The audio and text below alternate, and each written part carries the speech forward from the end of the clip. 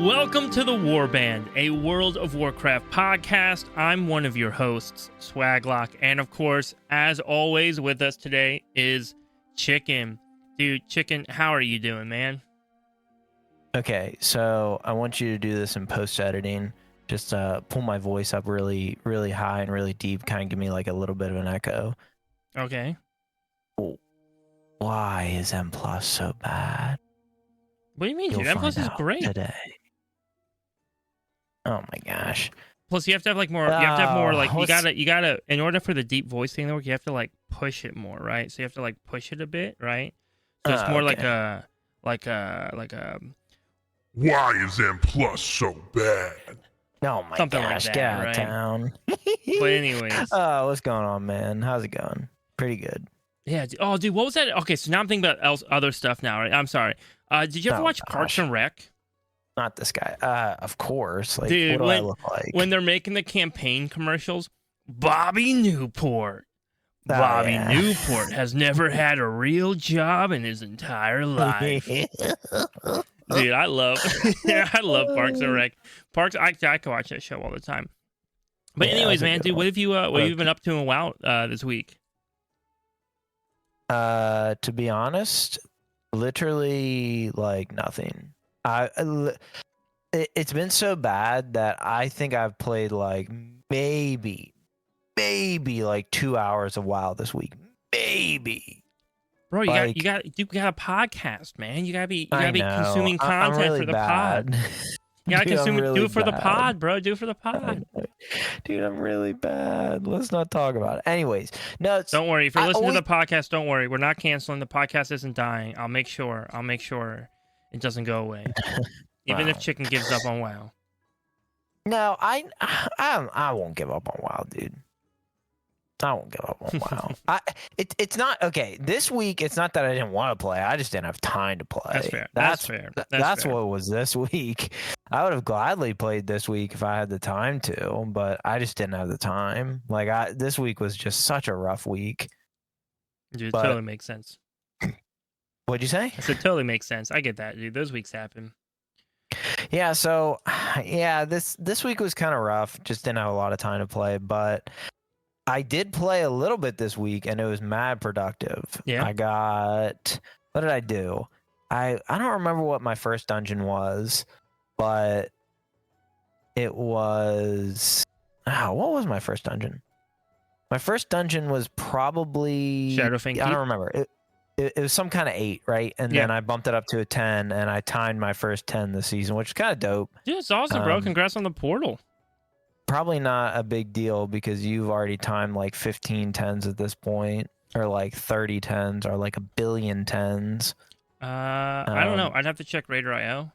Not that many. I mean, listen, there's people who are listening who probably have timed like over 100 10s, right? You think? Dude, for sure. I'm looking myself up on Raider.io right now because that'll tell me how many keys I've done. I think at the 10 level and higher. Potentially. I've only done 15 10s or higher. Oh, dude, I said 15, bro. No, that number feels odd. Well, I don't know. That number feels odd because I know last week I had every 10 slot open in my vault. And so I know this week I have a few more to do, and then I'll have all my 10s open in the vault. Which is, by the way, though, that's the first time. Like, to speak to the quality of this season, because I know Chicken's not a fan of this season. I actually think this might be one of my favorite, if not my favorite, M Plus seasons in terms of, like, dungeons we've ever had. And to give it some credit, too, I have been doing way more dungeons just in general, which has been awesome. Bro, you make it seem like I don't like this season. It's not that I don't like the season. I truly think the fact that I'm not doing raid this season is just sense. Like I don't know. I just don't feel like I don't want to say there's not a reason to play because obviously there's a reason to play, right? But there is something competitive, right? When you know you're going to show up with other people and you want to like 100%. Yeah, I don't know, man. 100%. I don't think I could play WoW as like a completely solo player. No, that's exactly what it is. It's 100% like, hey, I go to freaking, like, I play during the week to kind of get raid built up, kind of get my gear built up so I don't like freaking flop at raid, so I can be like a freaking gangster and just like top the DPS charts. Yeah. But yeah, I just haven't had that this season, and it's kind of like, oh well, is there even a reason to play? Like, I still have M plus goals. Like, don't get me wrong, but like, it just doesn't feel like there's a lot of reason to play right now. Yeah, dude. And I mean, granted, I am kind of going through some, big change in life, big season of life. Good changes, right? Definitely not bad changes. Yeah. Oh yeah. Definitely not like bad changes. All good changes, but like obviously, like it changes your perspective a lot, and you realize, hey, I got other stuff going on in my life, and unfortunately, WoW just kind of has to take the back seat right now. Dude, did you see that? Did you see that TikTok I sent you and your wife this week? It was like yesterday. I sent it. I think so. Okay. Have you ever heard of the artist BB No Money? No. Or I think it's Baby No Money, but it's pronounced or spelled BBNO $.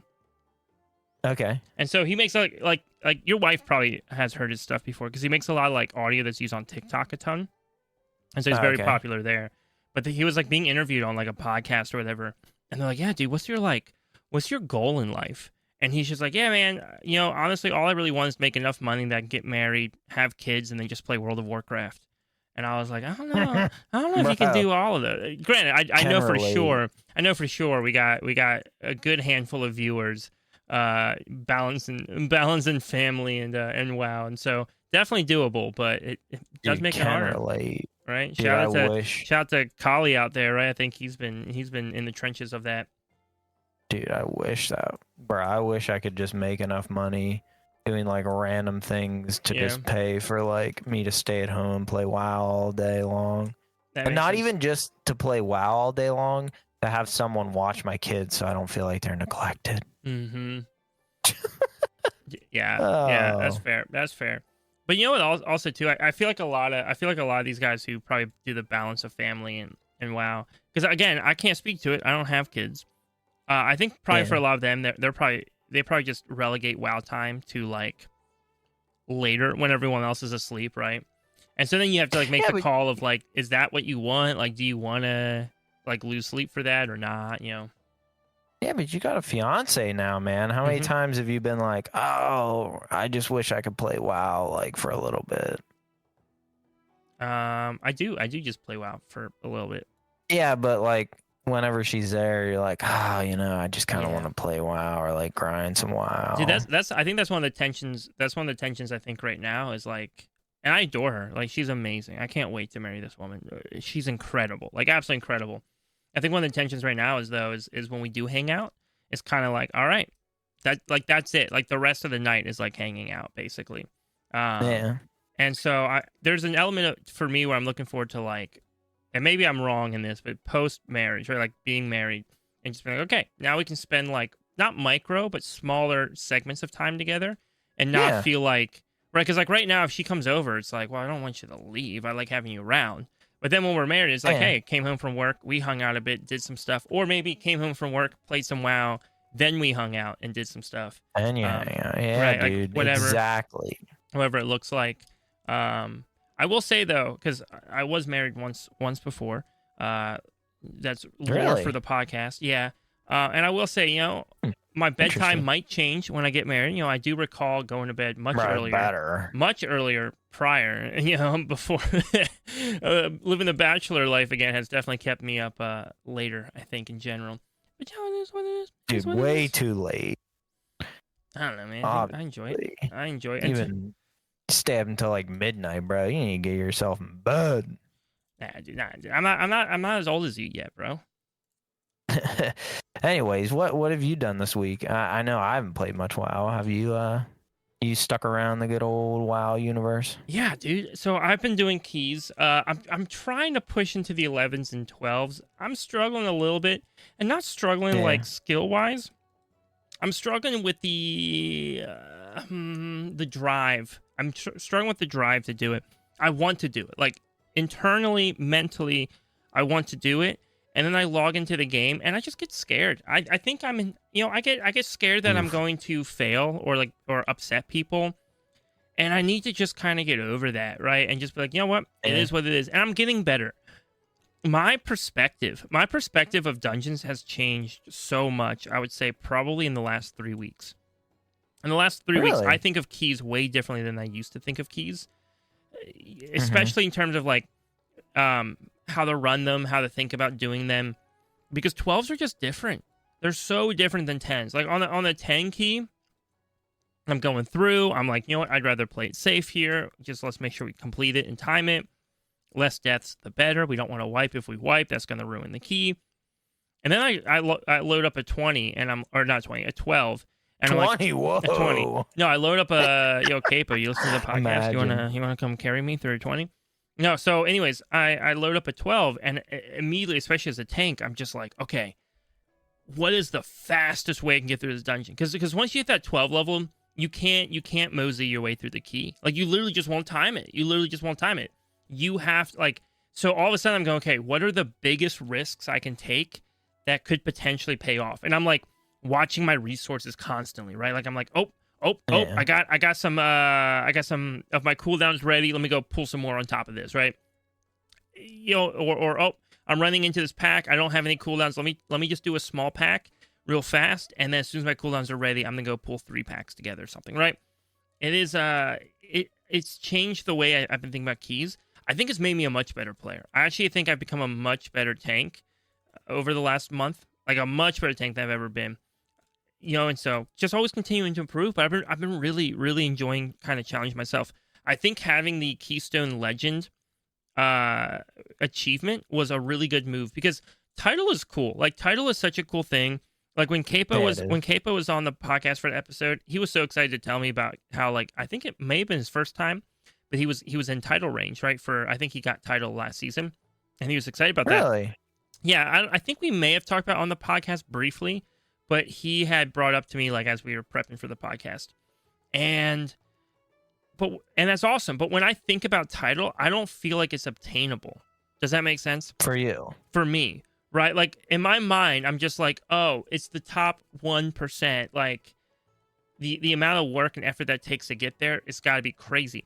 But then I look at Keystone Legend, and I'm like, you know what though, I can work towards that. And I don't think it's because Keystone Legend is easier. It is easier for sure. I think that's part of it. Right? I think part of it doesn't feel like as big of a leap.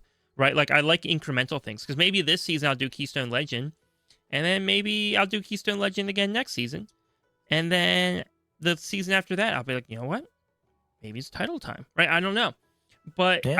I like that there's stuff that incrementally pushes me a little bit further, and I do like the achievements that are more so based upon a certain ranking, like a rating, not ranking, rating rather than a ranking, right?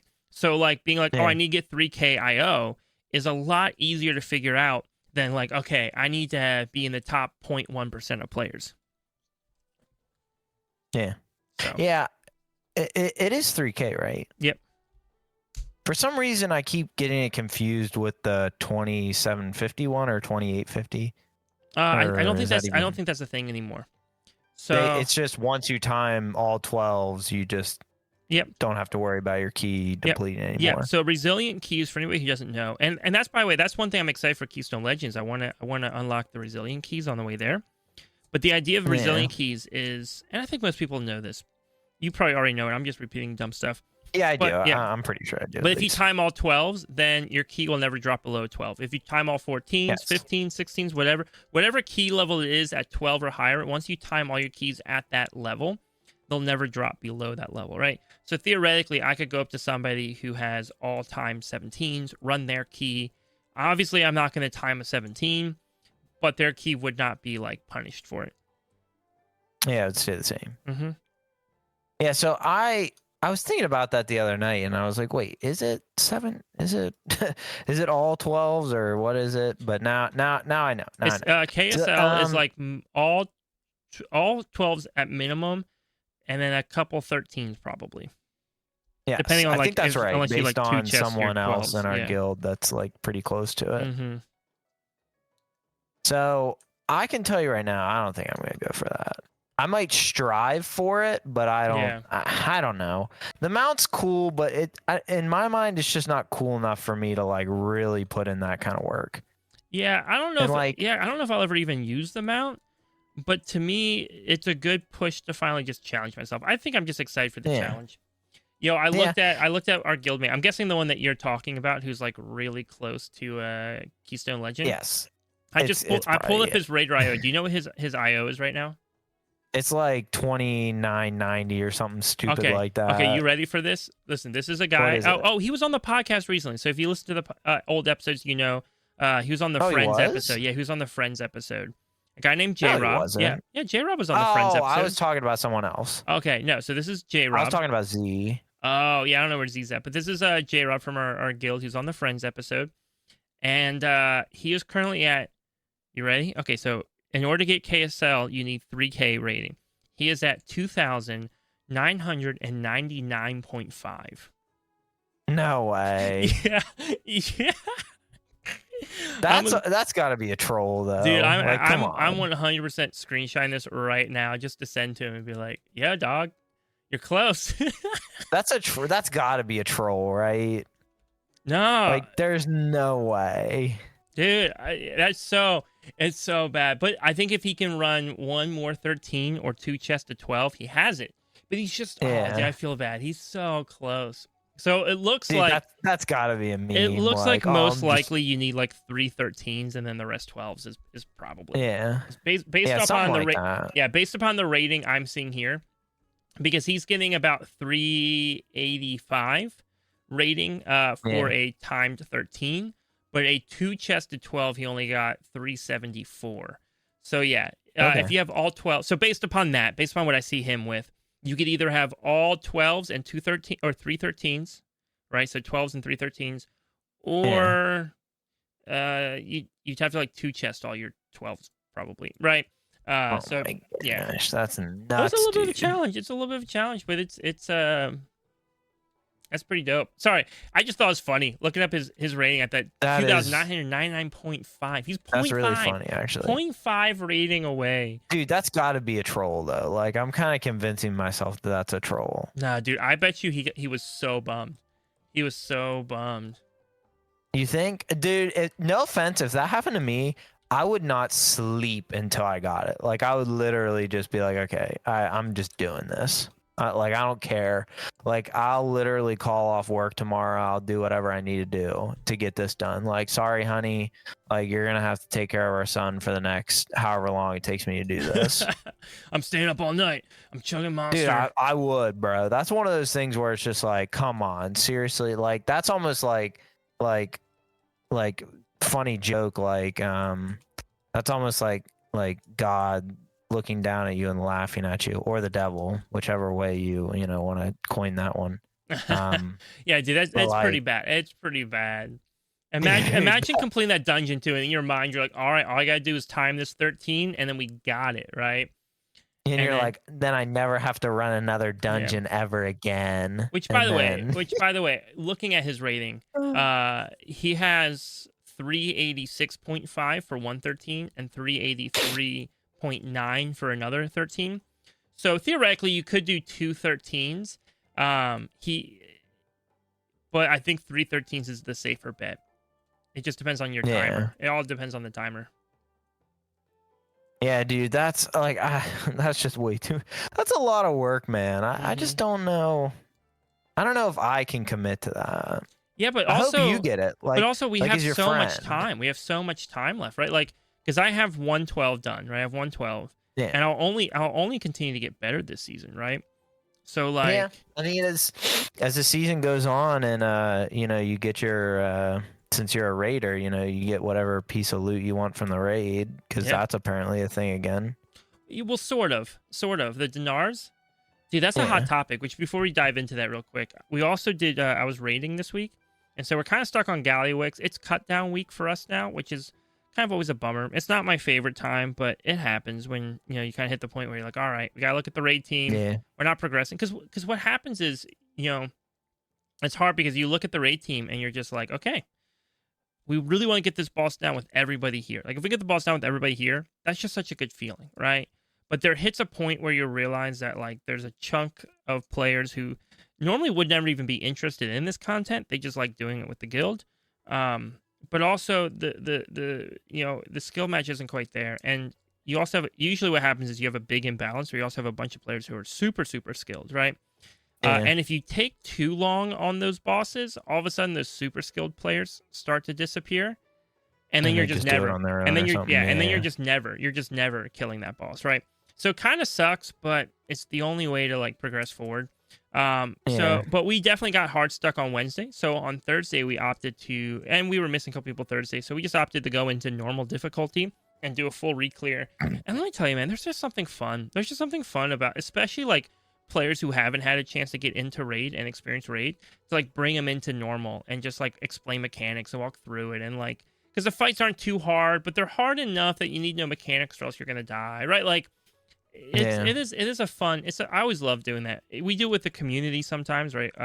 Through our Discord, which, to plug it, there's a link down in the description. We'll do it with our community sometimes. I do like those events. But moving on, you mentioned Dinars. Are you familiar with the like huge X, the Everything app controversy this week?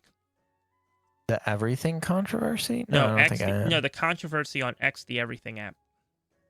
On X, wait, what? Yeah, so on the app X, the Everything app, there's a lot of controversy. Why are you saying it like that? Saying what? What? It's called X. Yeah, X, the Everything app. What?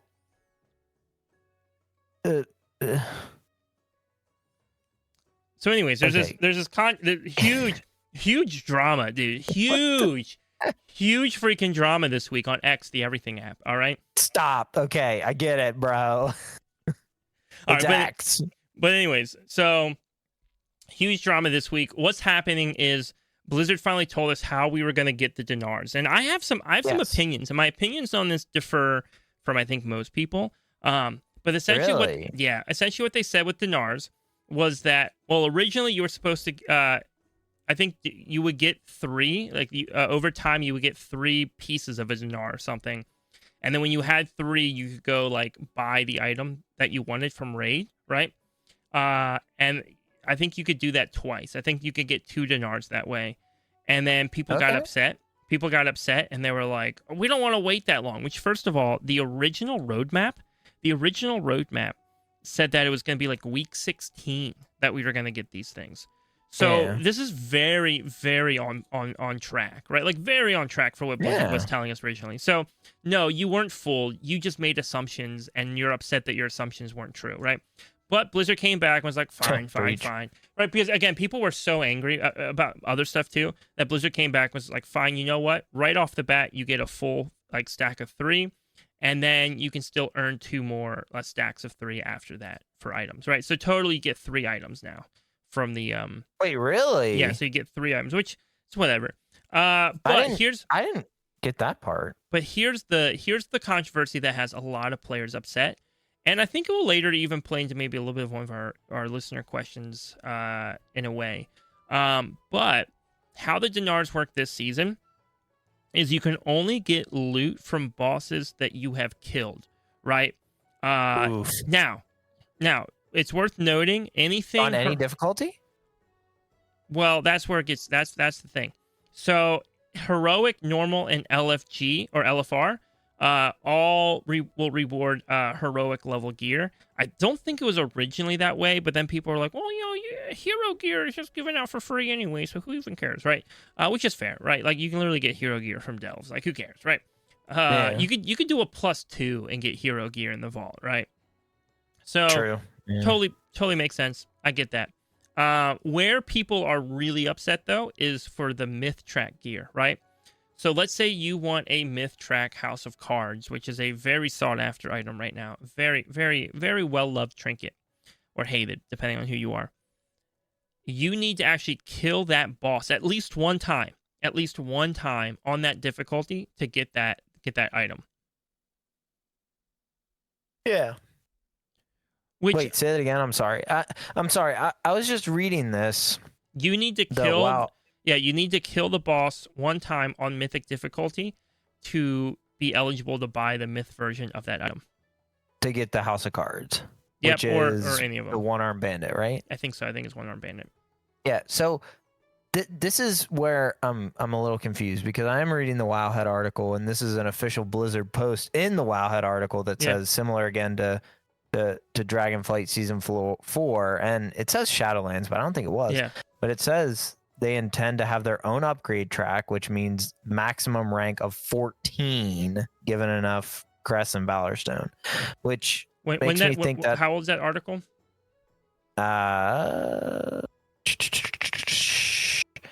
That I will check right now.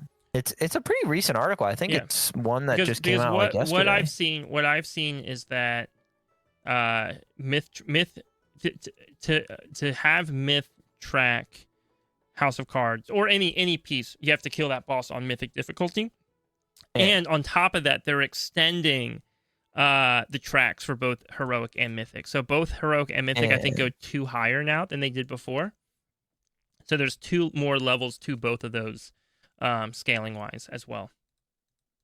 But, okay, so I think you are right about the thing. Yeah. And people have been livid, dude. Like, is literally like this article livid, is like making threats. That's weird. This article that has it was like just posted. Oh, okay, so this was the original PTR post. Gotcha. Okay, see, that was just me fumbling the bag. No worries. So, anyways, people are livid because they're just like no, this is supposed to work like the old Dinars, and it's a whole thing. And I think part of the problem, if I was to be, because again, I think what Blizzard's doing is the right move. 100%. Yeah. I think Blizzard's doing the right move. I think the only issue in this whole scenario is that they have a trinket at raid that is like absolutely busted good for pretty much everybody. And which one is that? I think it's House of Cards. I'm pretty sure. I don't know. Oh, you think? I don't know, dude. I'm a tank, dude. You think I care? You think I care? Yeah, at House all? of Cards. Well, House of Cards isn't really that great for blood, anyways. Yeah. So, but absolutely go to trinket. The reality is it's not a problem with Dinars. It's the problem that, hey, maybe that one trinket. I think raid trinkets are fine being a little bit better than maybe dungeon trinkets. But this seems to be like significantly better. Controversy. Just right. kidding. I think this seems to be significantly better, which is the problem, right? And so, but again, though, you just have tons of players that are like, well, I only want to do Mythic Plus, and I don't want to run raid. Okay, then don't get the raid loot. Like, what do I tell you, right? Like, okay, then don't get the raid loot.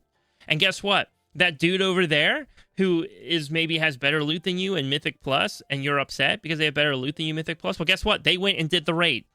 They did the thing you don't want to do. What can you do? Right? Like, what am I supposed to do? Get upset because somebody else wanted to work harder than me? Like, okay, cool, whatever. And then you're like, well, I just don't like doing it. Okay, that's fine.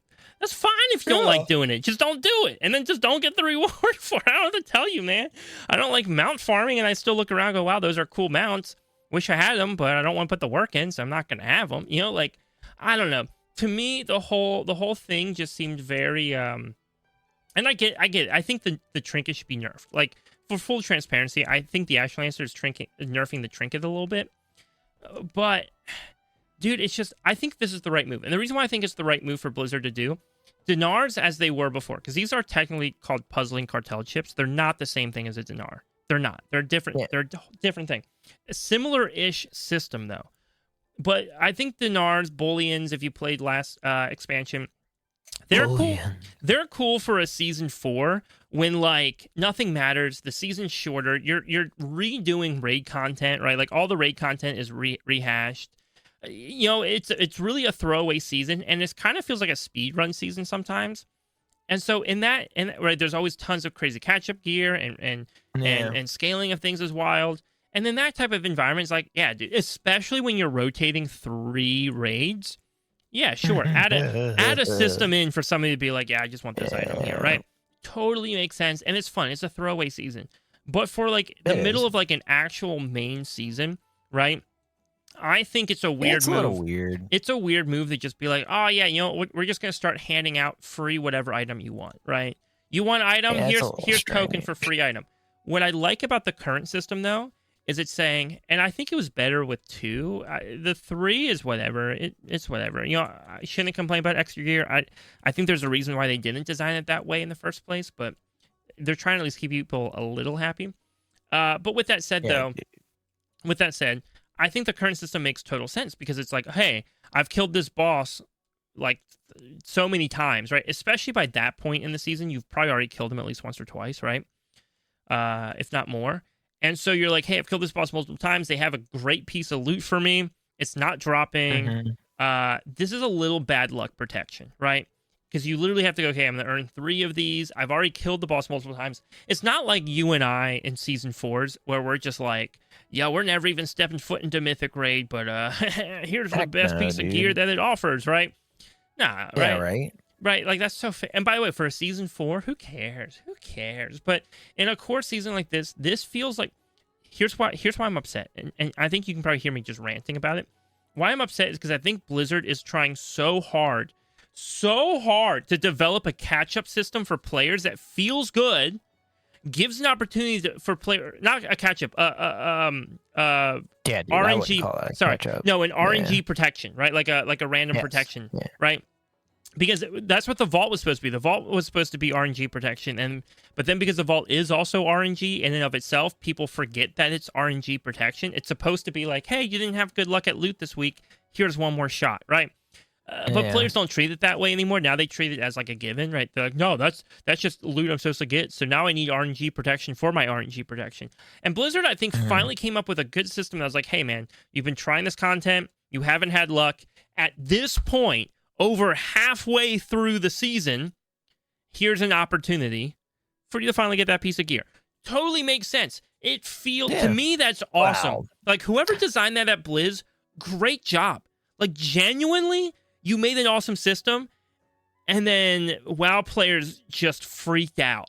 Like, WoW players freaked out because they couldn't get free loot. Yeah, so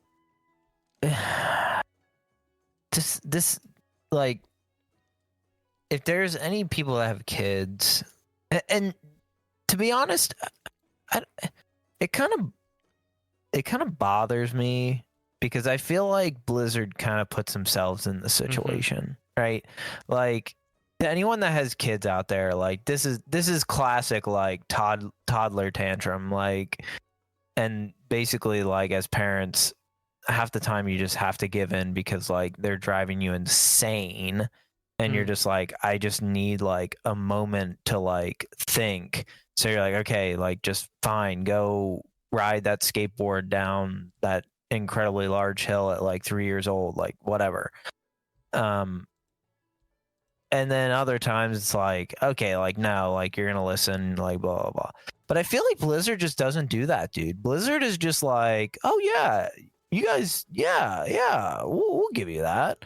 And I feel like this is a pretty clear example of that. And like, no offense, like, I feel like they are kind of doubling down on themselves and saying, like, okay, like, maybe we should, like, okay, like, yeah, like, if you're gonna ride down the skateboard, kid, like, yeah, let's put a helmet on and, like, shoulder pads, like, and then the kid's like, nah, don't want to do that, baby. But, like, oh my goodness, like, personally, I don't think we should have them. I mean, and even if I was rating this season, I think I would still have the same opinion. Yeah. I think the catch-up, not the catch-up, I keep saying, I think the RNG protection's cool. I think the whole, like, you can get loot from bosses you've never killed is dumb. Oh, yeah, I mean, well, like the myth, okay, so you're saying the myth track, like, you shouldn't be able to get a myth track item if you've never killed that mythic boss. Yes. Yeah, no, I don't disagree with that. Yeah. I mean, anyone that thinks they should get, I mean, do you think, just an honest question, do you think that might be, because I think, like, speaking out loud, and hearing you say that, I think when I think of, like, we shouldn't be getting stuff that we don't deserve, like, I clearly think of delves, and again, we're not delves haters, we just think there's some imbalance with delves, and Yeah, the and, looting you know, system for delves isn't fair. It's bad. Just say it's not it's fair, and it has a trickle effect that now has caused, I think, dungeons to have a pretty poor loot system as well. But yeah, that's a whole different story. And now, to be honest, are we seeing that bleed into raid where it's now saying, hey, like we now think we should have the gear that we want out of raid, and then Blizzard's like, well, you kind of do have that option because we let you roll on it, blah blah. Dude, it's a freaking conspiracy, like, no. man. Delves are the reason why they're adding Dinars. I'm just kidding. I'm kidding. But I do think delves probably play. The problem too though is I don't know if the average player is really worked up over this, right? Like you and I are sitting here like, dang, you know what? It would have been nice to get a like if I could go in and just get a free mythic best in slots, right? Yeah. The weapon, right? I'd be like, dope. That's awesome. Cool. I'll take it. Do I think it's good game design? No. But I mean, I would take it. It'd be nice. However, at the same time, I'm looking at it and I'm like, yep, that makes sense. Totally get it. Totally get why I don't have that. Yeah, no. I totally get it, right? I don't blame them at all for being like, oh, you haven't done Mythic raid? Yeah, you probably don't deserve a myth track best in slot because you haven't done the content to do it. I mean, it's hard because I get it. Everyone wants to have access to the content they want to have access to. We talk about this all the time. But at the same time, as people that don't run that content, I mean, we have to realize that it's one, not easy content to do, or else everyone would do it, right? And two, us making that content like almost non-valuable anymore just hurts the game. Like if this was the case, say like, hey, like blah blah, we can start getting myth track gear from Dinars, right? I think you would start to see a pattern where people just don't mythic raid as much. Like your standard people, I mean, people would still mythic raid because people love raiding, right? People don't mythic raid for the gear, right? They do it for the challenge. But I mean, there'd almost be no reason to mythic raid as like a pug is like, hey, like I just want to kind of get some better gear. I don't know. This one, this one's hard because it's like, yeah, we probably shouldn't do this, but Blizzard is obviously doing it, right? Yeah. And I just, again though, right? Like there's two I think groups of players that are impacted by this. The players that are like just gear hungry, right? They just love the idea of mythic. Like they just want to, like for them playing WoW is maxing out their gear, right? Yeah. And traditionally, maybe myth track gear but by the way, I'm talking about players who maybe don't have the skill to have access to that, but have the desire to have it, right? And so like traditionally, you know, you would have been getting pretty content with like hero track gear because you just weren't touching mythic regardless, right? But then now all of a sudden, delves are giving hero track gear. The lowest of keys are giving hero track gear, right? All of a sudden now, even just the like the puzzling cartel chips, the Dinars will give you hero track even if you just do LFR, right? So like all of a sudden now, like all of that becomes super accessible, and then suddenly you're like, well, you know what? Like that's not. I'm not content anymore. I think that's one group which I don't think they're super vocal about it, but I do see a little bit of that. And then the other group I see that's really upset is those top 0.1%ers, those title pushers, right, in M+, where all they want to do is play M+. They don't want to go into raid, which, again, is fine. And I get their frustration. I do think that one trinket should be nerfed. I think if that one trinket wasn't so overpowered, I don't think this conversation would be as big of a deal. I really don't. That's probably pretty fair. But at the end of the day, too, it reminds me of, and for our listeners, Chick and I used to play a lot of Fortnite together. We played like a lot of Fortnite for a while. And in the early days of Fortnite, there's this weird problem where like the best players, like the pro players, were so vocal about things they hated in the game, like changes that were made. And so anytime a change was made that would make the average player's experience in Fortnite better, the pro players would be so vocal and so loud about it that those changes would always be reverted. And so Fortnite got to a point where people just didn't like playing anymore because it became too hard. because all of a Yeah. sudden the game was designed around the best of the best of the best. And I think in this case, right, it's one of those things where, again, we just see a very, very, very vocal minority of players, right? Because, again, if we're looking at title pushers, that's like 0.1% of players who do keys, right? So it's not even a true 0.1% of players. It's just 0.1% of players who have timed keys, right, this season, or done any keys this season. And so the real, it's just such a niche thing that it's like, okay, I really hope Blizzard doesn't cater to this, because it really is. It's such a niche group that's not worth creating a whole system that is actually bad gameplay design. Yeah, it's. I mean, it wouldn't be the first time we've seen it, though. Yeah. And by the way, I would gamble most of those players would be more happy on probably on tournament realms where like you just get all the gear right off the bat. Like you just have vendors and you just walk up to them, and go, I want this, this, this, this, and this, and then and then you just go run your keys. Which is fair. If that's what you want, fair. But that's also not really the design of WoW, right? That's the problem too. Is right, like you have one game element that gets big or popular, and then all of a sudden, should the whole game style shift to match it, or does the game retain its identity in that process? And so, but all that to say, lots of controversy around it. I think people are angry for dumb reasons. If you're upset that that the trinket is super goated, you know what? Yeah, I'm sorry, right?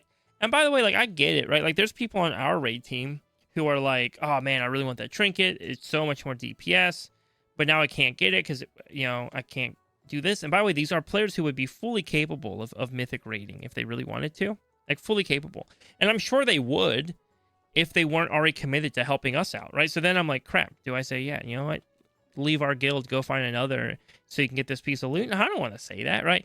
So I do think that I think it just, I don't know. I think if that one trinket was nerfed, this whole problem would probably go away, which is kind of a silly thing. It's kind of a silly thing. But changing topics real quick, I kind of heard some rumors of this. I had to do some digging to make sure it wasn't totally made up.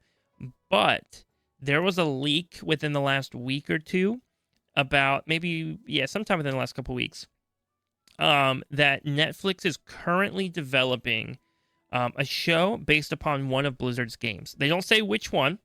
So really? most likely it's Overwatch or Warcraft. It could be StarCraft. I don't see it being Diablo. It could be Diablo. I mean, Diablo is popular. But I think if Blizzard's Crash Bandicoot. I think well, that's not.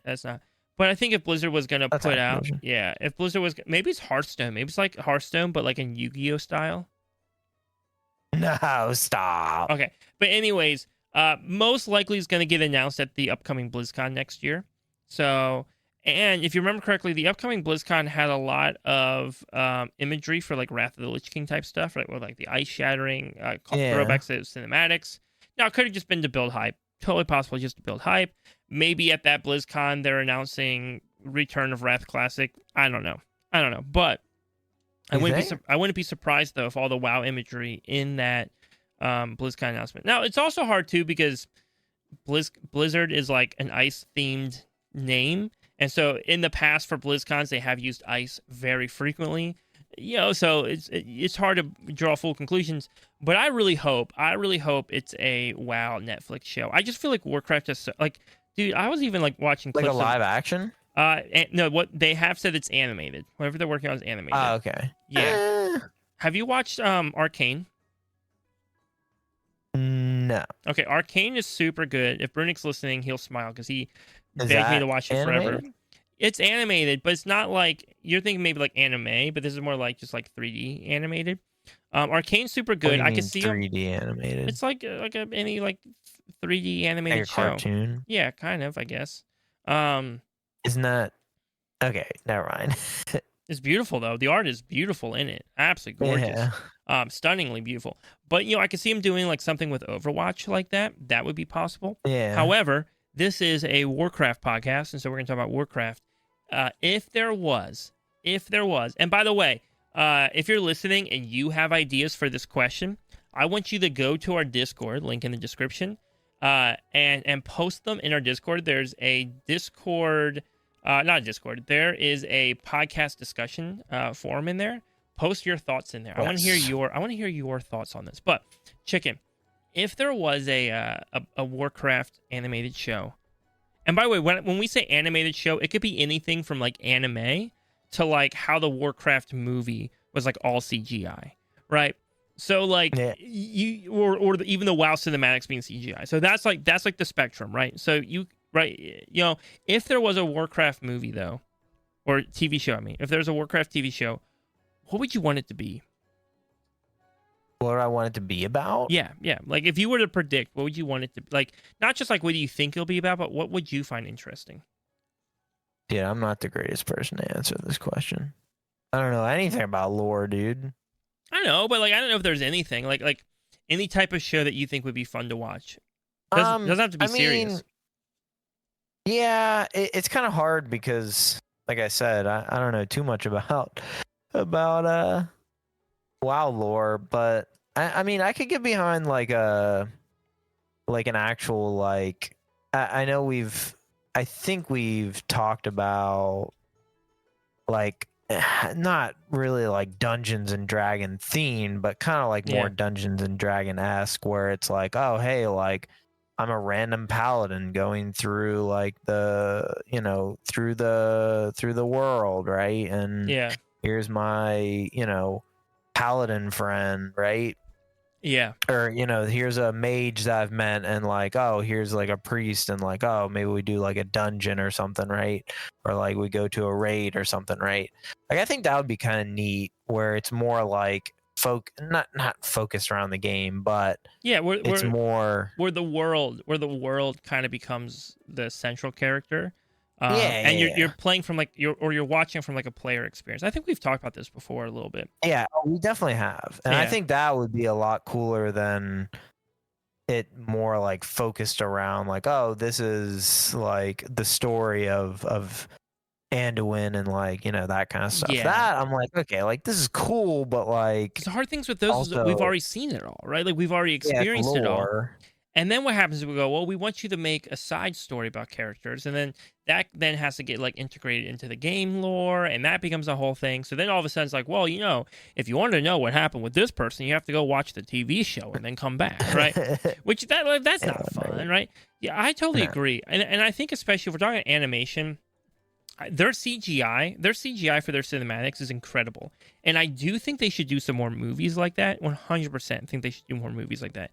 But for a TV show, exactly to what you were saying, I would love like an anime. An anime, and I know you're not familiar with them, but maybe our listeners are. Something like Free Ren or Dungeon Meshi, also known as like Delicious in Dungeon. The idea of like I would love to just watch a story about like maybe whether it's one character or a couple characters who eventually form a party around them, right?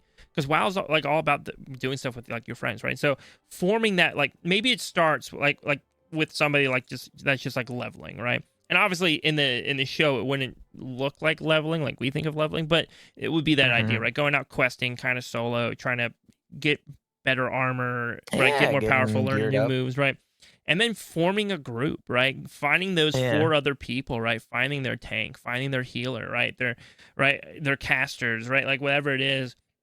And then watching that group collectively explore the world, right? Maybe have to have an encounter with a guild, right? Maybe for some reason there's a lot of money to be made for clearing out a raid, but in order to do the raid, they have to join a guild, right? To be a part of that guild's raid, right? And all of a sudden, like you just you watch this group grow, and what happens then is you don't have to worry about the lore of any specific character, because you're just watching the way that you and I would experience WoW, right? What I want is I want the okay, here's the win. Listen, Netflix, if you're listening and this is not your plan, or I don't think Netflix cares, but Blizzard, if you're listening and this is not your plan, you need to change the script right now. I'm about to give you oh my gosh, what I'm about to give Blizzard right now is gold. Blizzard, here's the thing. You want people to watch. You want people to watch this show and walk away going like, man, I wish I could experience that. Well, I mean, right? You're not wrong. Right? Like you want a show that's just artistically beautiful, that the relationships, because by the way, like friendships and community are such a core part of WoW, right? The world, the creatures, the dungeons, the raids, the guilds. You want it all, the cities, right? Maybe even moments where you do see occasionally those heroes like Thrall or somebody else coming in and doing something, right? You want your viewers who don't play WoW to watch this show and go, I want to experience that. Is that what World of Warcraft is like? If I play World of Warcraft, do I get to make friends? Do I get to go do dungeons? Can I raid? Can I find a guild? Could I make friends like that? Right? Like, you want people to watch this and be like, that's what, like, how many times I've watched an anime and I'm like, oh my gosh, that looks so fun. I wish I could be a part of that, right? That's what, sorry, I'm just saying, Blizz, do you think about, that's how you bring in people from the show to the game. Yeah, there's just one like major problem, and I think I think it's the reason why we probably won't ever see a show like that. Yeah. And I don't even know if you're thinking the same thing as me. The problem with making a show like that is it would be very much, not very much. It would be like oddly too similar to Dungeons and Dragons. I think you're pretty safe because Dungeons and Dragons is too big. Also, WoW came from Dungeons and Dragons. What do you mean? Dude, exactly. Yeah, there's no way anything WoW related can't be close to Dungeons and Dragons. Because that's where it came from. But I think the fear is people would just watch it and be like, "Oh, this is Dungeons and Dragons," not "Oh, this is WoW." No, because it would have the Warcraft name on it, though. It would have the Warcraft name on it. Yeah. Other than that, right? And by the way, though, I don't think that, because most people, who would watch this, right, aren't gonna go, "Oh, let me go play Dungeons and Dragons." They're gonna go, "Oh, I want to download something that will show me this world. I want to play something that will actually create this for me," right? It's a way lower bar of entry to get into WoW than to get into D&D, because you got to find people to play with. You got to find someone to host it. You got to find somewhere to do it, right? And by the way, there are so many anime out there. Not so many, but there's enough anime out there that do such a good job at showing that kind of world building. Guilds and dungeons are a pretty common anime trope now. Obviously, probably a lot of D&D inspiration, but I really do genuinely think that, like, you could create something so beautiful. Like, dude, I got one of these days, I'm going to make you, like, watch one of them and then have you come back and be like, okay, yeah, that could work on the pod. You're going to make me watch it on the pod? No, make you watch it and then come back and give me your thoughts on the pod. Be like, yeah, if WoW did that as a show, that'd be killer. Wow. Okay. Yeah, maybe. Yeah. But before I forget about it, I don't even remember why I was... for some reason at work, I like watch the craziest YouTube videos. I don't know why. Yeah. Whenever I eat lunch, I'm always like, I need to watch like quick, like 15-minute YouTube video just to kind of decompress. And I always watch like the craziest videos for some reason. And one of the videos I watched this week was teens playing my favorite like childhood video games by Linus Tech Tips. Yeah. And one of them was Warcraft 3. Yeah. And like these teens are like playing it and they're like, oh my goodness, like these graphics are crazy for like a game from like 2003. And like it pans back to like Linus and he's like, I think someone mentioned like, oh, they should have made a movie like this, and like they pan back to Linus, and he's just like, well, about that. Dude, the movie is actually okay. Listen, if you've never watched the Warcraft movie, it's actually not bad. It's not a bad movie. It could be better, but it's not bad. It's not bad. I would say it's very enjoyable. Yeah, maybe like the storyline, but the graphics are just kind of rough. In the Warcraft movie? Yeah. I mean, they're pretty. I mean, they're for what they are. They're pretty well done. But again, for what they are, yeah. But it's like, come on, like you guys should have just done live action. Like, what are we doing here? It was semi live action, right? Because they had to animate orcs and stuff, right? So you can't really do like a live action orc. That's where the trouble came in. I think some of the sets like- though, some of the sets felt a little too like blue screen or green screeny. Yeah, I mean, the animation quality that they had in like 2003 is like nuts. Like it was Dude, those really cinematics. But also, dude, the WoW cinematics team has never like slowed down. Like, you remember the War Within cinematic, the original one for the trailer with like Anduin and good. Thrall? Oh yeah, that was That really thing was good, dude. crazy good, dude. That was so Yeah. bonkers good. Yeah. Blizzard could Yeah. just make their own show if they wanted to at this point. Oh, they should, and if they do, they should make it 100% animated. Like, don't do any live action. Yeah. That's just Yeah. Oh, completely. Yeah. Like the way they did like Stick with the Anduin. animation, Yeah, like the way guys. they did like Anduin and stuff was so good. like, Yeah. come on. Anyways, 11.1.5 is here. We're in it now. We're doing stuff in 11.1.5. But I'm gonna be honest, man. Nothing has really like felt compelling. If I'm real with you, dude, the most compelling part of the 11.1.5 update for me has been that like I'm a little bit closer to convincing my fiance to play WoW with me again because it's on sale and there's faster leveling. Oh, gosh, dude.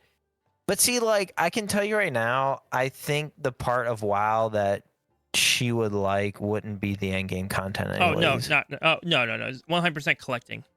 It's player housing. Yeah. Player housing. Like, yeah. So why does it matter when she starts? Yeah, that's true. That's Maybe true. for you because you're like, oh, then I can just like streamline leveling a character and we can just like, yeah. At least get to experience it. Yeah.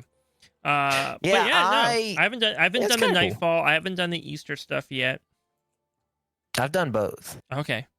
How is Nightfall? Is And- it like is it good content? Like what's the value? Is there story at least to it? I just haven't done it. I don't really think there's a story. And if there is, you know me, I totally didn't care about it. Yeah, I'm pretty sure there's it definitely gives a story. pretty good catch-up gear. Like it kind of just revolves around like weekly quests, kind of like that. Okay. Go here, kill 5 things, get meat, bring it back, and I'll reward you. But it gives pretty good catch-up gear, and it's all war-bound too, which is kind of Yeah. nuts. But I think it's war-bound in a way that it's the same. It's the same. It's the same type of armor. Is that right? Like plate. You know what I mean? Yeah. Yeah. Is I don't know. you're acting? No. Like, is that the right way of saying it? Like, there's plate armor. There is that what you call it? A type of armor? Yeah. Yeah. So Okay. yeah, armor types, plate, cloth. Oh, armor leather. classes or whatever. Yeah. But anyways, so it gives you the same type of armor as Yeah. the character you're playing, which is kind of like hit or miss. It doesn't just give you like a random one. Like, you know how some Warband like I feel equipped like I stuff, like like that if you get it though, through. because I can be more targeted with it, right? Like I can be like, Yeah. oh, I know I can go in and get this for this character. Well, that's true. Yeah. Because also Yeah, it like, you means know- yeah, right? Because it means if I'm doing on my DK, I'm like, oh hey, I can toss this to my paladin. But if I'm like, Yeah, oh, I want to that's gear up my true. shaman, right? I can just go in there with my shaman, right? So Yeah. I wonder, yeah, it's hard to tell if that's better or not. I think it's just different. But yeah, it gives veteran level gear, which is pretty good. I mean, veteran level gear in a 0.5 patch is not too shabby, and it gives you a fair amount of crests to upgrade that gear as well. And then there's just like your standard like run of the mill like every hour, every 2 hour like quest where you just go around and kill a bunch of stuff, and then you get like a reward to get it gives you like a not a dinar, but it gives you like a redeemable item that you can take to a vendor and buy like a champion piece of gear. Yeah. And then it has its own renown track, and there's like some glitches with it, and I still think the glitches are happening, to be honest. So TBD if that gets fixed or not. I don't know if they're just letting everyone, because I think the problem was when you logged in and just went down to get the renown track, it like started you at like renown 10 instead of renown 1. Oh, And I still think it's doing that. interesting. So I don't know. I guess we'll find out if they patch that or not, because right before we started this, I did log in and just took like a random character there, and it just Speaking of took me to renown, level 10. did they fix that renown bug with the raid renown? I don't know. So I got a message from somebody. I logged in right after patch, like servers went live. I get a message from somebody, and they're like, "Yo, swag." I was like, "What's up?" And they're like, "Dude, if you log into fresh alts that you haven't logged into yet, this expansion or this season, right in season 2, you'll get massive rep for the raid." And so I was like, for the Galagio rewards card thing, right? And so I guess if you logged into like 2 fresh alts, it would push you up to like max renown. You get all the damage boost and everything. But then I know Blizzard came back and was like retroactively removed the damage boost, but kept the renown. So I haven't checked to see if they have fixed that issue. Maybe at this point, maybe they just don't care, right? Because the only thing they probably care about right now is the damage. Where they're like, hey, we're not ready for people to be pumping like 18% damage yet. Right. Oh my goodness, that's nuts. Right, but it is cool though. It didn't work for me totally. Like other people were able to get to 20. I think it only put me up to 15 or 16. But I couldn't quite get to 20, which is, dude, not bad. Hey, dude, you're pretty close to getting your second dinar. Mm-hmm. That's true. That's true.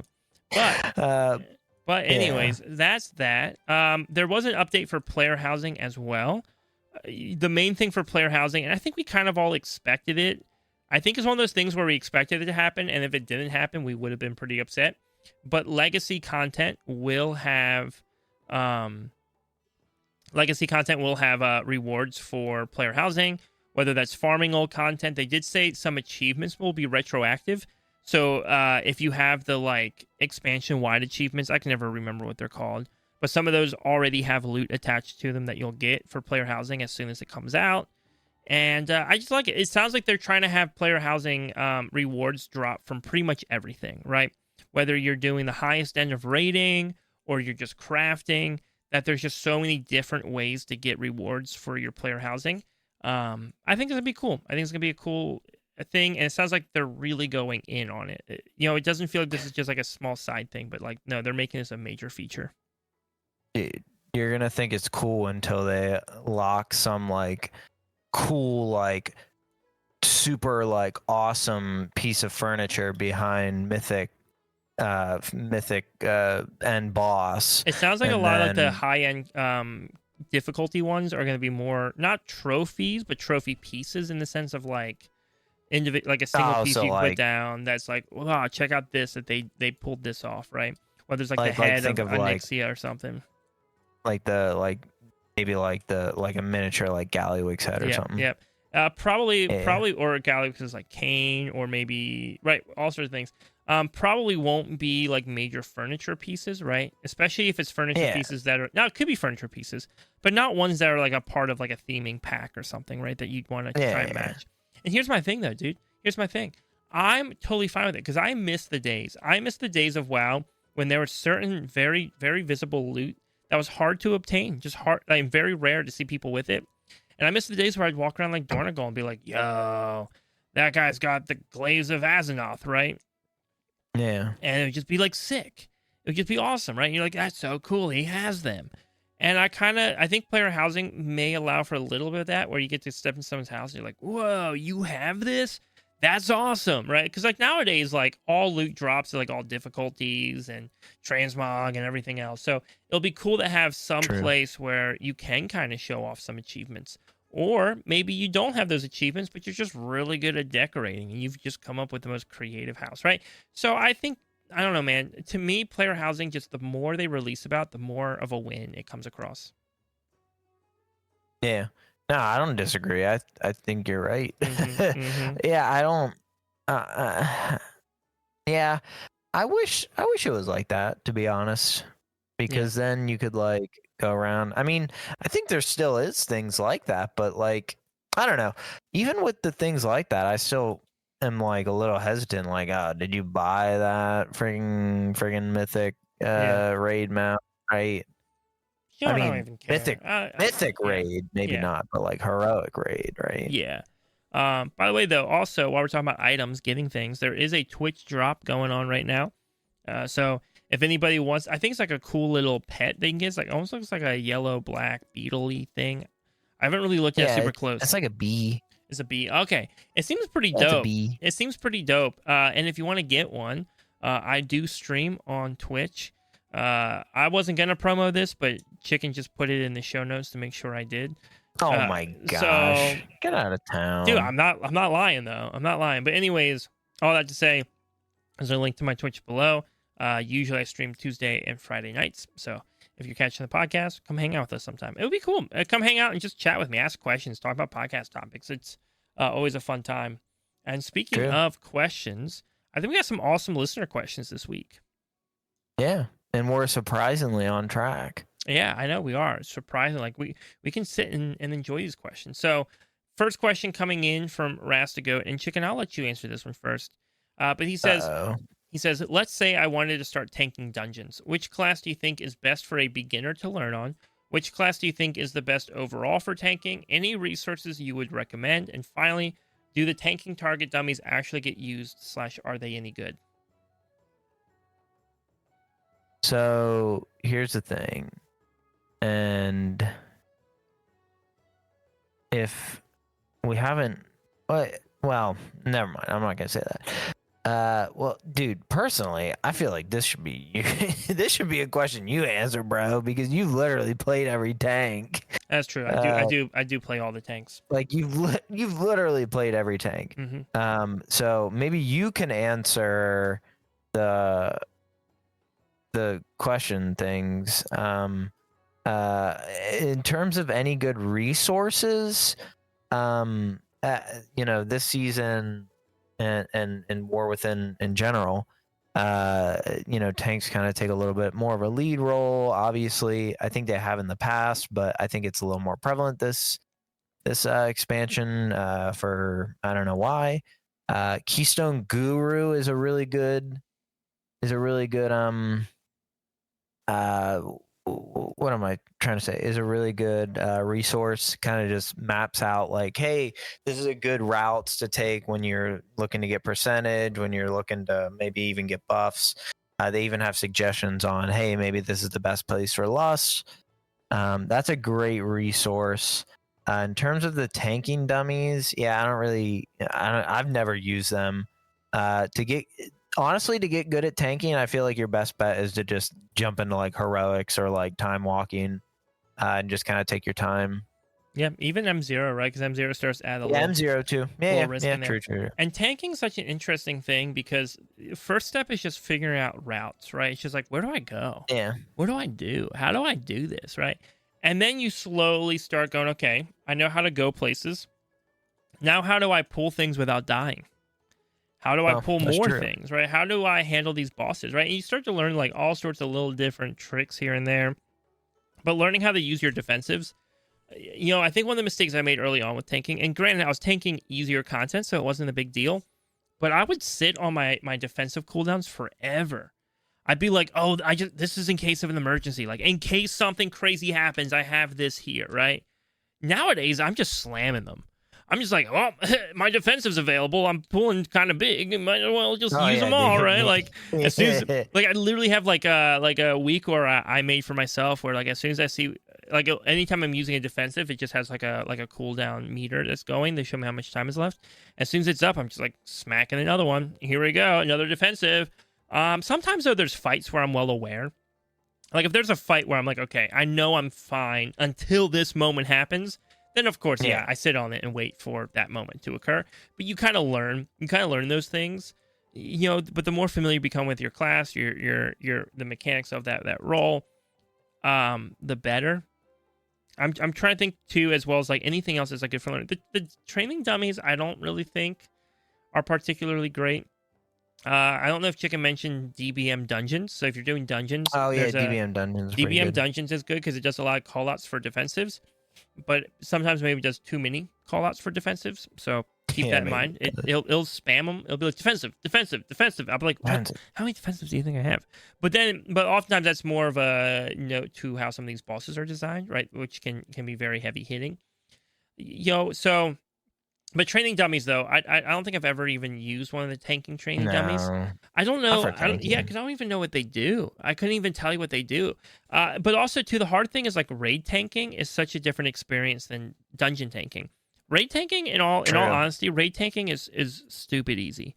It is like Yeah, it is pretty tanking in raid is like the easiest role you can possibly have on a raid team. But honestly. yeah, no That joke, is. no joke. But then tanking dungeons is like the hardest role in the group, and so Yeah. like you kind of like balance it back and forth between like two entirely different experiences.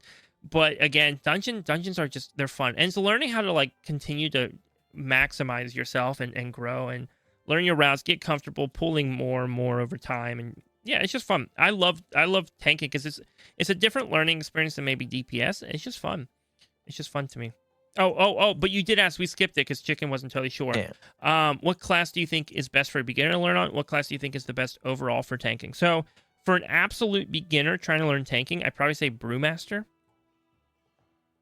No, I'm Really? kidding. No, I'm kidding. That's I was a gonna joke. say, I was like, what? Brew is probably one of the hardest tanks to play. I have one for that sure. I would suggest, but I'm curious to know what so you my two suggestions for a beginner tank. And it's worth noting right now, most tanks are pretty balanced. Brew kind of sucks a little bit. Yeah, they are. But all tanks feel good right now. And especially if like you're looking at pushing 10 to 11 range, any tank will do fine. Yeah. Well, not just fine, will do great. But I think the easiest two to get into are probably Paladin and Druid would be my picks. Oh, really? Yeah, I would say Paladin as my top one though, for in terms of like easiest tank to learn. Oh, I thought you. Dead serious? I thought you were gonna pick both protection. No, I think Warrior has some is a little bit more thought provoking in the way it plays, and I think Really? Paladin. Also, I think Bear Druid is just really easy. Like it's just really straightforward. It's like keep Iron Fur up and just smack your AOE, right? Yeah. And then you have like some self heals and stuff, right? I think Paladin though offers a lot of utility in a lot of unique situations. I also think one of the things I like about Paladin as well is you have Divine Toll and the Shield of Righteousness, whatever the shield is called, Divine Shield thing, right? Yeah. Anyways, you have multiple shields you can throw, and when you throw your shields, you're also silencing any spell casting, which basically forces any casters then to like close that gap and join you. DK is kind of similar with grips, but then with the grips, you have to think about it and go click on what you want to grip to you. Paladin is like a little bit less thought-provoking. You just hit the button and then they all run in, right? And you get that button up all the time. I think Paladin is, if you're trying to learn how to tank, I think Paladin is one of the easiest tanks to learn on. It's also worth noting that Paladin's a pretty solid tank right now.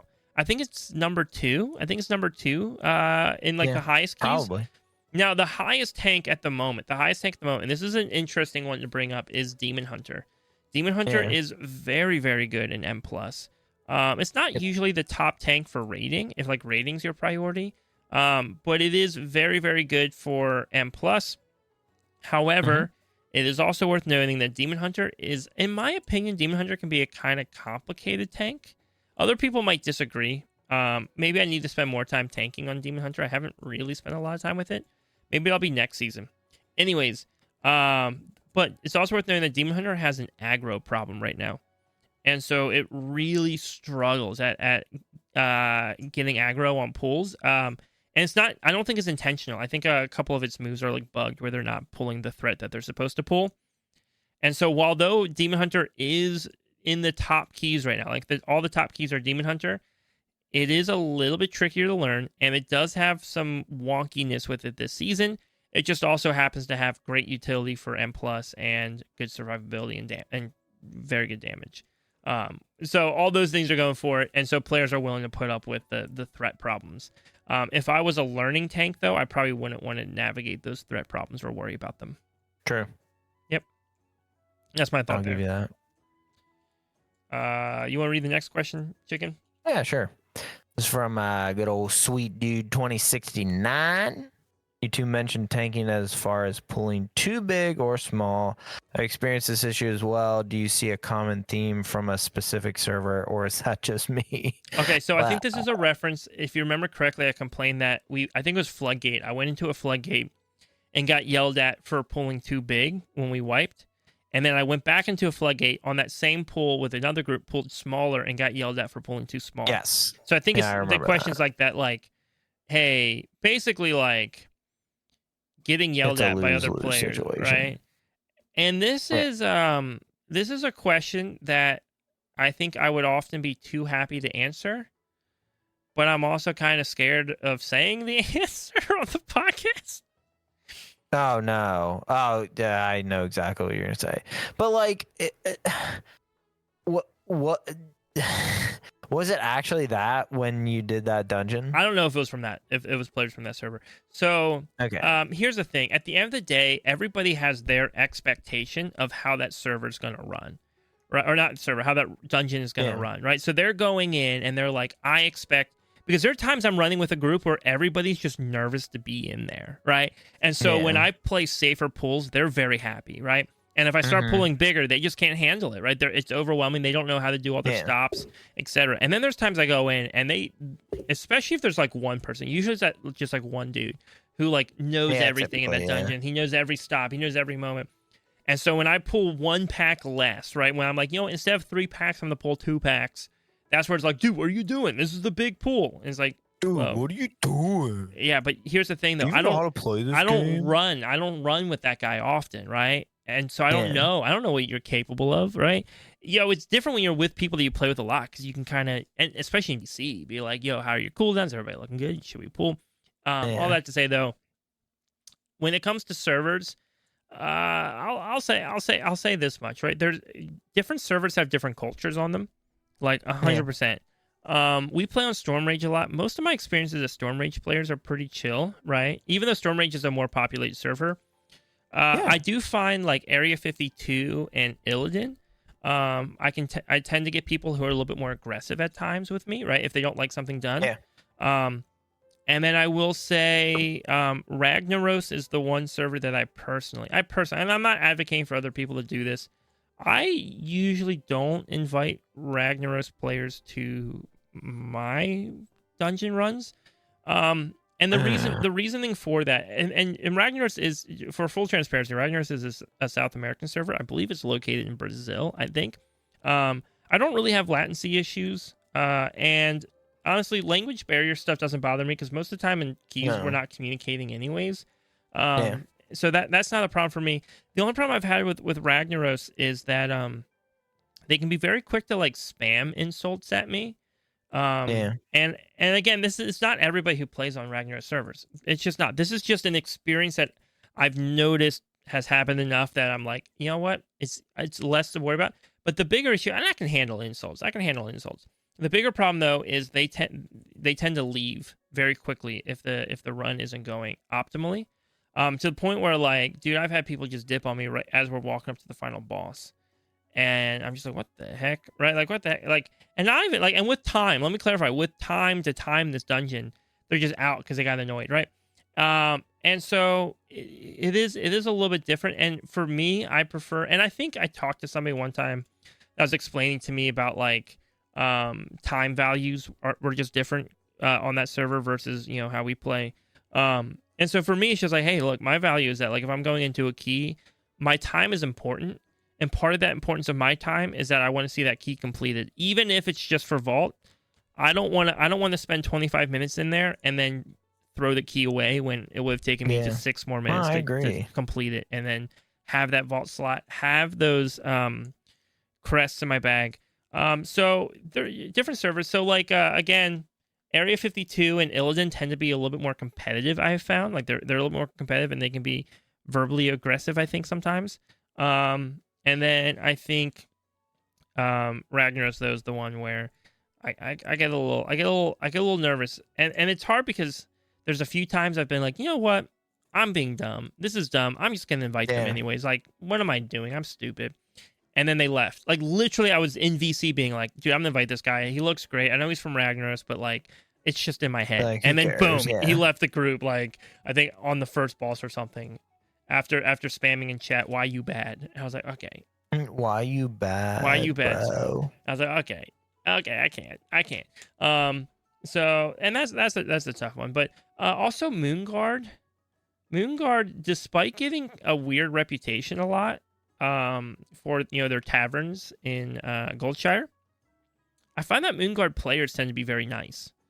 So. Yeah. They are. I do really like running dungeons with Moonguard players. I think maybe it's because it's a very popular RP server that relationships between players is a high priority. And so even when it's a stranger that you don't know, and even when you're not RPing necessarily, you're still like very considerate of the of that social contract type of thing. But anyways, yeah, that's what I found. Chick, I don't know if you found like other situations to be the case. To be honest, I mean, I've kind of gone with the Ragnaros thing with you, but it doesn't. I don't let that affect a lot of my decisions when it comes to picking people. I mean, if a key's meant to fall apart, it's gonna fall apart, right? Yeah. Oh, absolutely. But I wouldn't necessarily, determine based on the server on how you pull or anything. I would literally just talk to people, right? Feel it out. Like even if you pull a little lighter at the the beginning of a dungeon and people were just like literally like melting trash, then like, hey, like let's pull a little more, right? Yeah. And by the way, verbalizing before the key starts is so helpful.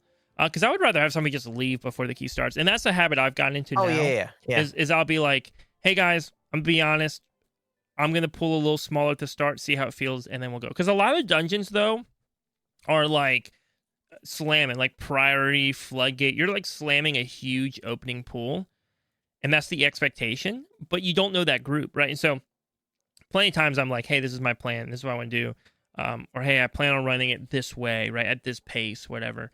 And then let them decide. If that's not for them, awesome, right? Whatever. I would also say when you're forming your group, if completion is a super high priority, I would mark completion on the listing of your key. Yep. That does matter. That does actually help a lot. It actually helps way more than you think it does. The one thing for me, though, is because there's also an option to mark like timing only, right? And so... And I don't think people use that. I don't think people use that as much. I think, they use the normal one as if it's timing only. And for me, I'm like, hey, look, if I mark completion, this means that, like, even if we're 10 minutes over, 15 minutes over, I want to finish it. And if I mark, like, just a normal key, it's like, hey, I want to time it. The plan is to time it. But if we're, like, 3 minutes over, whatever, right? Like, that's fine. But for some people, they're like, oh, hey, if it doesn't say completion on it, even 2 seconds over is not happening, right? And so, but anyways, that's that experience. We got one last question for the pod today. And of course, if you're listening to the podcast right now and you've got questions you want to ask, join our Discord. I think we've promoted it like 12 times tonight on this recording. But join our Discord and ask your questions in the Questions for Pod channel or Pod Questions channel, whatever we renamed it to. We love answering. Like, this is my favorite part of the podcast is talking to the questions. I think it's good. It's a good conversation starter, right? Yeah. So Coda sent in a question, and it's a really good one. It's actually a very good question. And he says, how do you feel about dungeons or raid gear being treated like PvP gear? Example, dungeon gear eye level only scales in dungeons. And this is actually kind of timely, I think, with the Dinar controversy right now. But he did go on to explain a little bit. And he said, I've been in 2 guilds that raid 2 times a week. Seems people who don't do M+ just get so far behind in gear eye level, they are forced to leave raiding because of it. You have people that only want to raid, only want M+, or just have the time to only really do one. It forces players to do both if you want to prog in either. It's either too much time investment or they don't care about the other type of content. I would hate it if I had to PvP to get my BIS to raid. Which, by the way, I think is timely, not just talking about the Dinar thing, but even like our own raid team as a guild had to sit down and make that decision, right, this week. And a lot of it, is very related to this. And so, Chicken, if you were to speak into this, right, I've been thinking about this ever since I saw the question posted because it's a good question and it brings up a good conversation that I think is helpful. But what are your initial thoughts? Whew. Well, to be honest, this one to me. So, well, okay. First of all, let's kind of peel the curtain back a little bit. If you're not familiar, and at this point, I'm assuming most people are.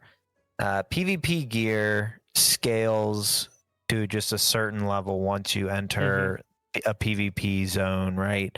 Yeah. So whenever you go into a battleground or whatever, it scales to a specific eye level based on whatever rarity of gear you have. So if this were to work in a dungeon, basically, like if you scale into certain dungeons, or once you enter certain dungeons, it scales to, I don't know, like this season maybe like 460 or something, right? Yeah. Once you get like a certain level of rarity, gear, and that's just, I'm assuming generally speaking, right? Yeah. The idea being that gear earned in PvP is way better for PvP than gear earned in PvE, and vice versa, right? Gear earned in PvE is way better for PvE content than gear earned in PvP.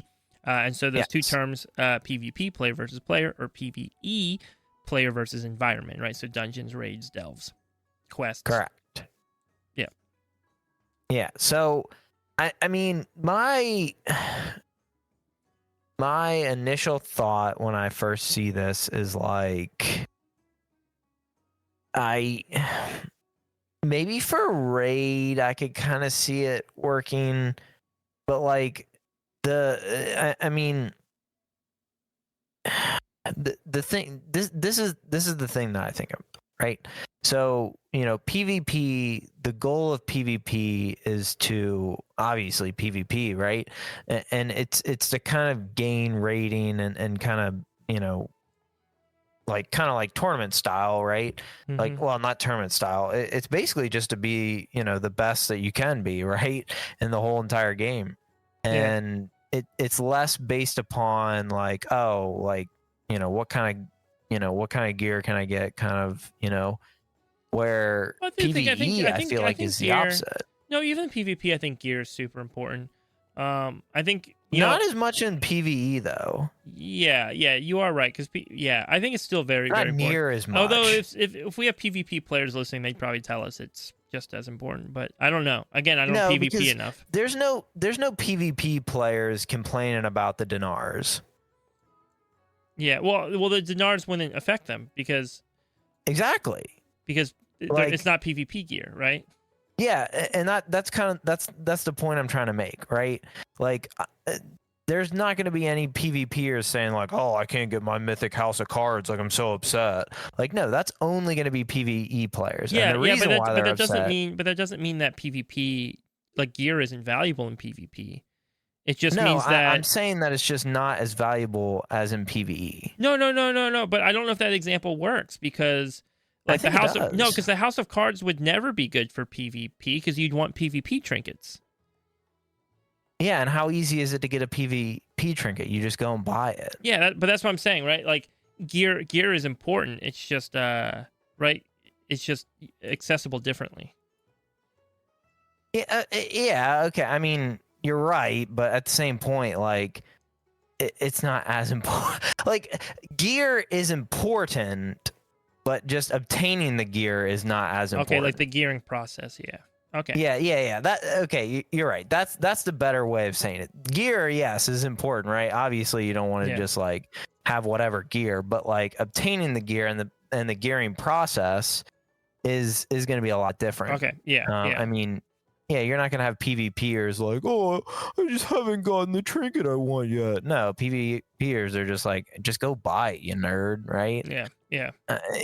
So like, personally, I just, my initial thought was like, that'll never work, but I don't know. Thinking about it again, for dungeons, I don't know if it would ever work, just because I just don't think we're in a place where you can easily rank dungeons in a way that makes sense. I mean, I'm sure there is. I guess it would just go with rating, but like, obviously rating, not rating. Yeah. But with raiding, like it's obviously like so much easier to scale. Like, oh, hey, if you've done normal, you now get access to like, whatever hero track gear that lets you do hero raid or heroic raid. Yeah. Hey, if you've done heroic raid, you now get access to the tier that lets you do mythic raid. Like that makes a lot more sense, but I don't know. Does it take out the process of just, I mean, first of all, I don't think, well, I don't want to say I don't think Race to World First wouldn't exist, but Race to World First would look a lot different, right? Because basically you just do heroic raid and get access to the air quotes myth track gear, or to do mythic raid, and then you just like clean sweep it, right? Yeah, I guess the question here though, right, ultimately is like, should gear work the same way? Not in the acquisition process, right? Not the acquisition process of gear, but should the power of gear work the same way as PvP versus PvE? In the sense of like, if you get gear for mythic dungeons, it's better in mythic dungeons because of a multiplier, right? It's like, oh, if you use this in a mythic dungeon, it's actually a 675 eye level, but if you use it in raid or PvP, then it's only 642 eye level. Does that make sense? No, I understand what the question is saying, but then that just like, how does that scale is the real question. Yeah. Like if I'm running a 2 and all of a sudden I now have 475 eye level gear, it's just absurd. Oh, I think how it would work, if it was to work, which by the way I don't think is the answer, and I'll talk about it later. But if it were to work, I think it would just be like, hey, this item would normally be 465 or something, or 665, right? 665. But because you're taking it out of raid, it's now going lower, right? So I don't think it would be like, oh, right, because you're thinking of current eye levels and then boosting those. I think it would be subtractive. Does it make sense? So I think the system would be designed to be subtractive, not additive. So it would be like, oh, but if you take this now into a dungeon, it's now like basically champion tier instead of heroic tier. Gotcha. Yeah, I feel like it works in PvP for a reason, obviously, to give more of a blanket, like an even playing field. Everyone has like the same air quotes level of gear, right? I just don't think it's the way for PvP or PvE. Sorry, I think you're focusing. Yeah, I think you're focusing pretty heavily though on the acquisition process, right? Because I think you do more PvP than I do, and I know you don't do a lot, but you definitely do more than me, and so you're probably familiar with acquiring the gear. But I think the question more so is about the scaling, right? Like can and basically the question ultimately is like, can my raid team stop asking me to do M+? That's the question, right? That's ultimately the question. The question is, can my raid team stop asking me to do M+? I don't want to do M+. Which by I the way, I don't think that would work question, even, though. No, but by the way, though, I think that's the question, though, right? And I think the problem with that is that PvP and PvE are totally different game styles, like radically different games. And so for PvP players feeling like they have to go into raid to get like items they need for PvP, it feels really, really, really, really, really bad, right? Because it's just a totally different type of gameplay. Totally different type of gameplay. And then for PvP players or PvE players, like raiders have to go into PvP to try and like quick get loot. That feels really, really, really, really bad. Now, your response to that would be like, well, Swag, I really love raiding, but I hate Mythic Plus, or I love Mythic Plus, but I really hate raiding. It feels really, really, really, really bad for me to have to do the other one, right? Earlier, we just talked about, at the beginning of the podcast, talked about M+ players hating the idea of having to go into Mythic Raid, right? And now we're talking about a raider not liking the idea of having to go into M+, whether it's time restraints or whatever else.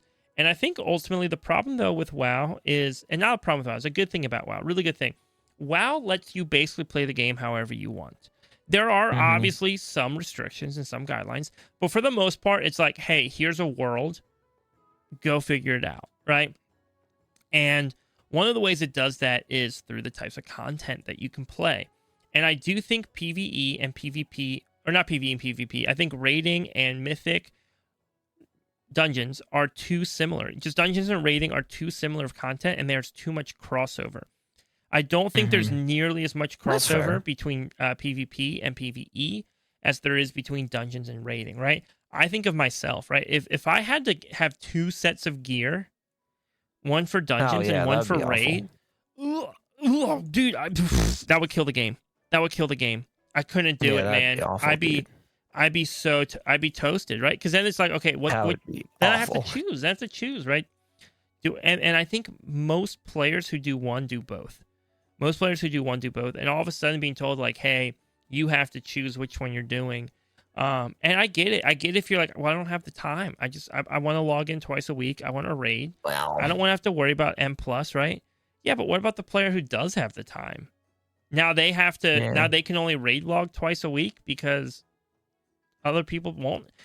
So, and the reason why I bring up that point, the reason why I make the argument is because that same argument as to why it can't happen is the answer to the frustration that you're probably feeling right now, which is ultimately you need to find people. And this isn't just for you, Coda. This is for like everybody. And maybe, by the way, it's very possible Coda isn't this guy and he's giving the example because other people have complained to him about it, right? So I'm not saying that this is Coda, right? Possible. And by the way, a lot of people feel this way. So he's not the only one. There's a lot of people out there. I hear this conversation a lot of people. A lot. Oh my goodness. Ultimately, the answer is you need to find people who want to raid the way you want to raid or do dungeons the way you want to do dungeons.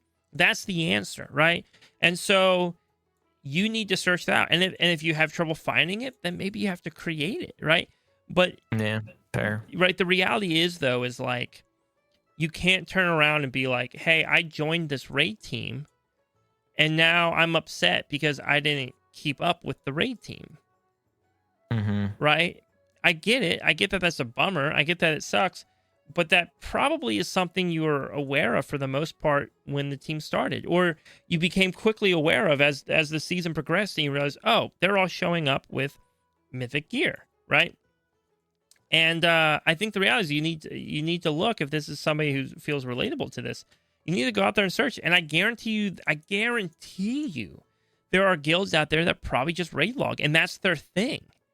That they're just like, hey, we're a 14-man raid team. We do heroic. We push AOTC.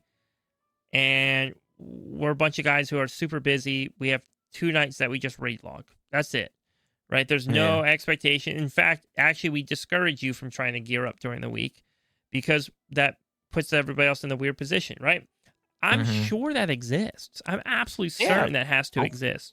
Maybe. Dude, there's a guild for people who are deaf, and they get AOTC before me every single season. Wait, really? Yeah, dude, it's awesome. Cool. Yeah, there's a guild for everything, right? There's everybody out there has a guild that will fit them.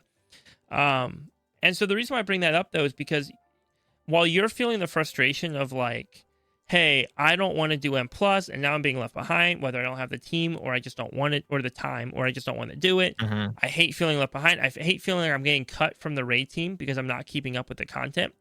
You have to remember, on the other end of that conversation is somebody else who's showing up to raid every week, preparing.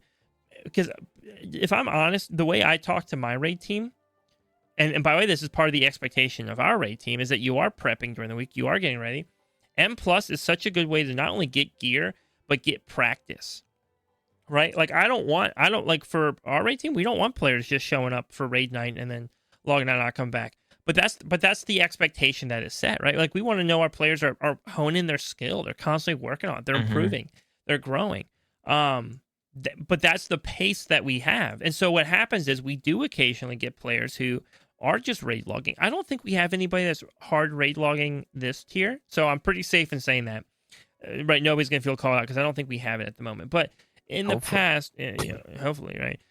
That's not for me to deal with. That's for Lex. I'm not raid leading this season, so I'm safe. But I can think of, though, of all the times we've raided, and we have our best players at the top, right?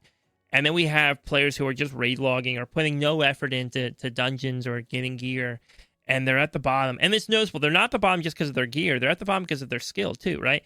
Because they're not honing that skill in dungeons. They're not working to improve. They're just saying, nope, I'm logging for raid, and that's it. And it feels crappy for both ends. The player who feels like they're getting cut because they're not willing to do the extra content or have the time to do the extra content. And the player who's at the top going like, dude, I'm making up for so many other people their lack of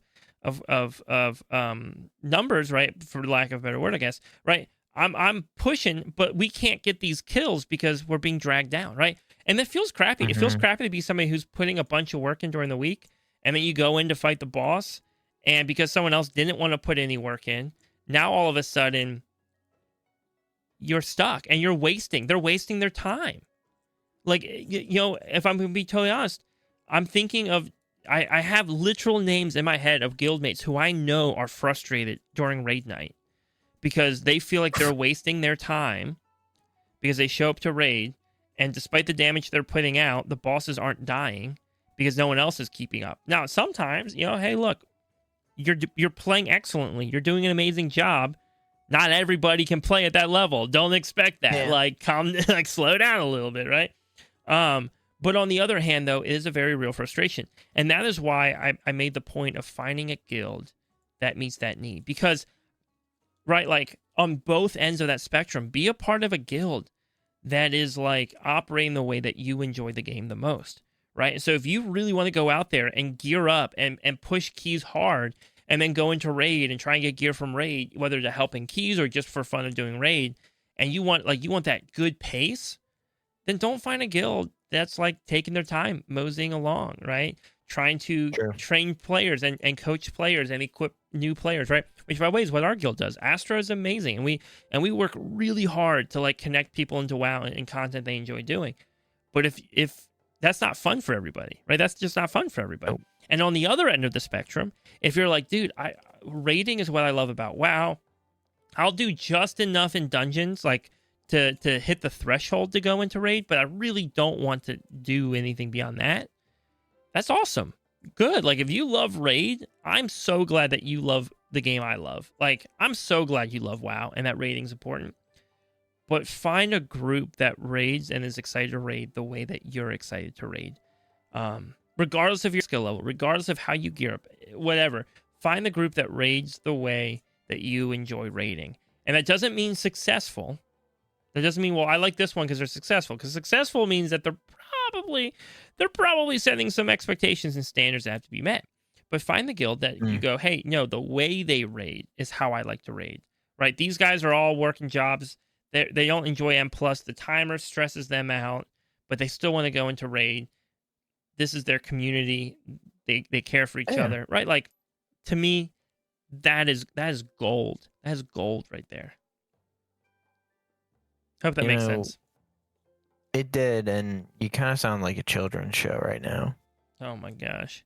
I'm not gonna lie. You're like, I love that you love to play this game. Well, because ultimately, like, just because somebody enjoys the game differently than I do, right, doesn't mean that like they're doing it wrong, right? Like, there's so many ways. There's so many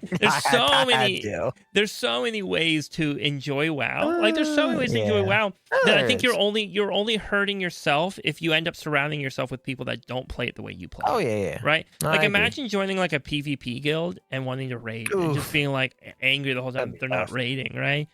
You know what? Yeah, dude, that'd be rough. Yeah, but anyways, with that said, I think that's everything we have time for this week. It is. Yeah, everybody, thank you so much for listening to another episode of the Warband. Chicken and I are so thankful for your support and the fact that you guys listen week after week after week. It means so much to us, and we cannot wait to see you again next week with another episode.